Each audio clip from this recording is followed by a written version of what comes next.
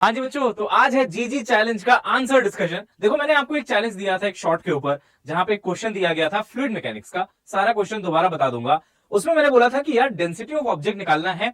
यहाँ पे आप देखेंगे तो बहुत सारे बच्चों ने यहाँ पे आंसर किया है। मैंने बोला था आपके नाम दिखाऊंगा यहाँ पे, ये देखो भाई, सबके नाम है, देख लो एक बार। तो बहुत सारे बच्चों ने 4.65 आंसर दिया है, किसी ने 1.3 भी दिया है ना, और कुछ रैंडम कमेंट्स भी हैं।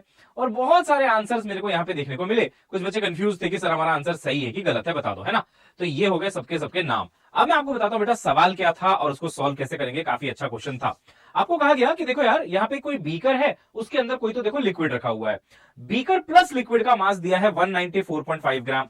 लेकिन अगर उसमें एक मास को डुबा दिया जाए, मास ऑब्वियसली हैवी होगा तो डूब जाएगा, तो डूबते ही जो रीडिंग आई वो इतनी हो गई।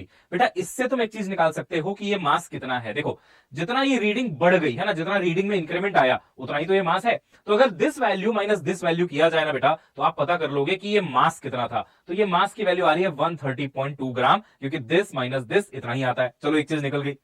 अब जब इसी मास को लेकिन एक स्ट्रिंग से लटकाया गया, हैंग किया गया, तो देखो ये रीडिंग थोड़ी कम हो गई। ऐसा कैसे हुआ होगा यार?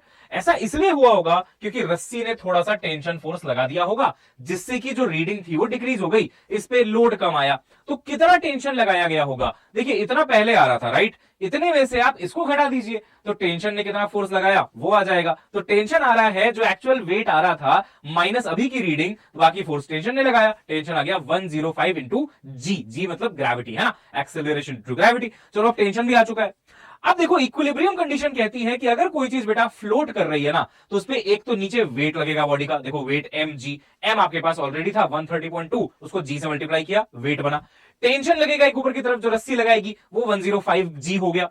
अब एक लगता है बॉयंसी फोर्स, जो पानी ने लगाया होगा इसको उठाने के लिए। यहां से आप इक्विलिब्रियम अगर लो कि नीचे का फोर्स बराबर ऊपर का फोर्स, क्योंकि इक्विलिब्रियम में है, तो बेटा बॉयंसी फोर्स आ रहा है 22.25.2 जी।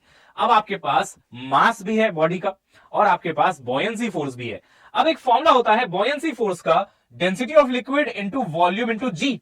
और वेट ऑफ बॉडी में डेंसिटी ऑफ ऑब्जेक्ट आ जाता है into volume into G. Sigma V G rho V G same ही फॉर्मूला होता है बेटा। वॉल्यूम दोनों में सेम है, जितना वॉल्यूम अंदर गया उतना डिस्प्लेस हुआ, जी भी सेम है। तो बेटा ये जो रेशियो होगा ना, दिस अपॉन दिस, है ना, बराबर दिस अपॉन दिस होगा। देखो वेट ऑफ बॉडी है तुम्हारे पास 130.2 जी, 25.2 जी तुम्हारे पास बेटा बॉयंसी फोर्स है। डेंसिटी ऑफ ऑब्जेक्ट निकालना था, लिक्विड की डेंसिटी पता थी। 4.65 आंसर आ रहा था। जिनका भी सही हुआ है बधाई हो, जिनका नहीं हो पाया था सॉल्यूशन देख लेना।